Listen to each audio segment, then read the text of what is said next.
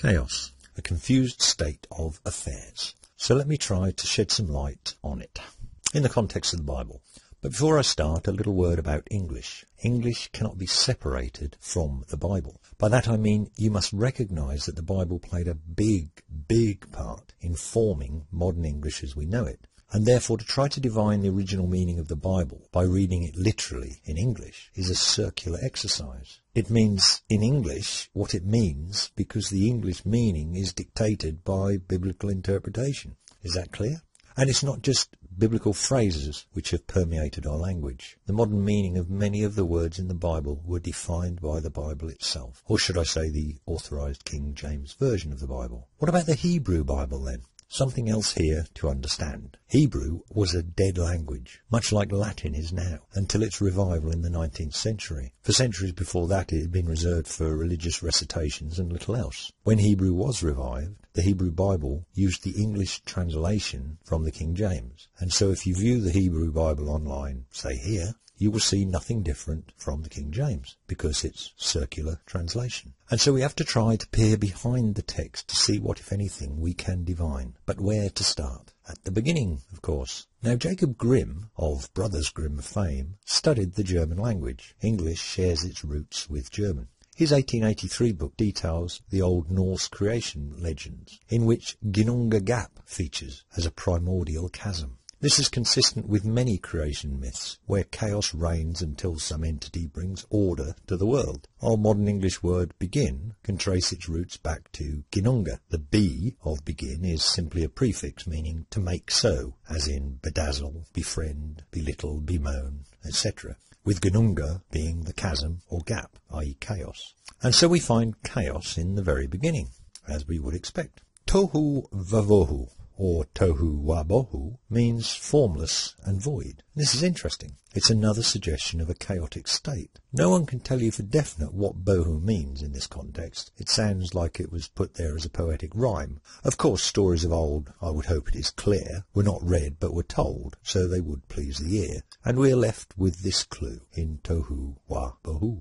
Our King James tells us this means, now the earth was unformed and void. However, this is not the only interpretation. Some Septuagint translations render this as, but the earth had become unfurnished and empty. The Chaldee version has, but the earth had become desert and empty. And the Aramaic has, and the earth had become ruined and uninhabited. They're all translating the same Hebrew words. Had become.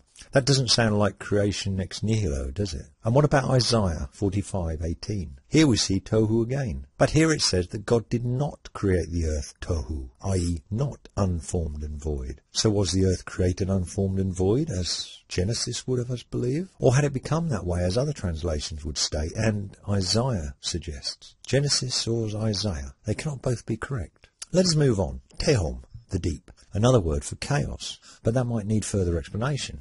Time for a detour. In 1876, George Smith published the first translation of the Enuma Elish, the Babylonian creation myth, first discovered by Layard in Nineveh in 1849. The tablets from Nineveh were dated to the 7th century BCE, but the myth is centuries, perhaps more than a millennium older. When it was published, the obvious echoes of the Genesis myth were suggested as evidence that the Bible had borrowed from pre-existing myths. For the religious, this view was and still is ridiculous. Pure pagan nonsense and with no parallel in Genesis whatsoever. The religious zealot will have no truck with those pagan gods, and that's that. Or is it? Why, you might ask, does the Enuma Elish exist at all? Or the references to all those other pagan gods in the Bible? And if you're not asking that question, and not asking Christians the same question, then perhaps you've not thought it all the way through. If you do think, for just a minute, those pagan gods and texts should not exist. The story we know as the Tower of Babel is key here. If you remember, apparently back then, them all speaking one language and building things was a big problem for God.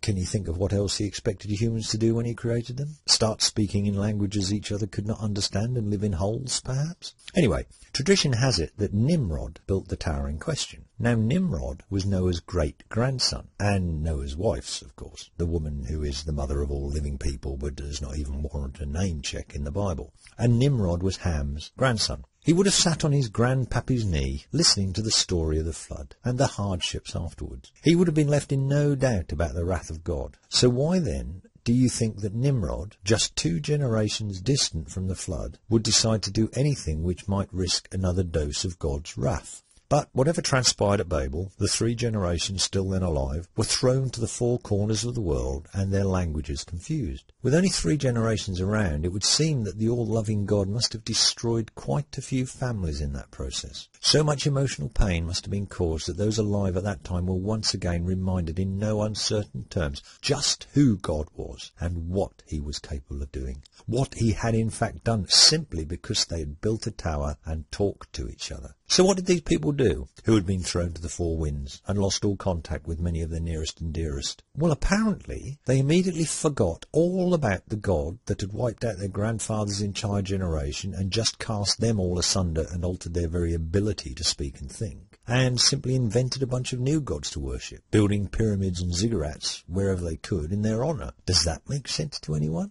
Ask a Christian. Back to the Enuma Elish. In the Enuma Elish, we start in a state of chaos. Tiamat, the foaming abyss of the sea, is chaos and female. Abzu is the life-giving fresh water of the rivers and is male. The waters of Abzu and Tiamat mix in the salt marshes where the Tigris and Euphrates enter the Persian Gulf. Over time, silt would be deposited there, reed bed would grow, and land would eventually be formed, i.e. order out of chaos. Witness the fact that the once coastal city of Ur is now 150 miles from the Persian Gulf. And so the Enuma Elish is a poem providing a cosmogony for the ancient Babylonians, which of course involved the gods as those gods had gradually evolved from the Akkadian, Sumerian, Amorite and other earlier mythologies. So back to Genesis. And buried inside we see Tehom. In Hebrew, Tehom is feminine and seemingly a person or animal. This is best expressed in Isaiah 51, where God's conquests are detailed over Rahab, the sea monster, and the waters of the deep, Tehom.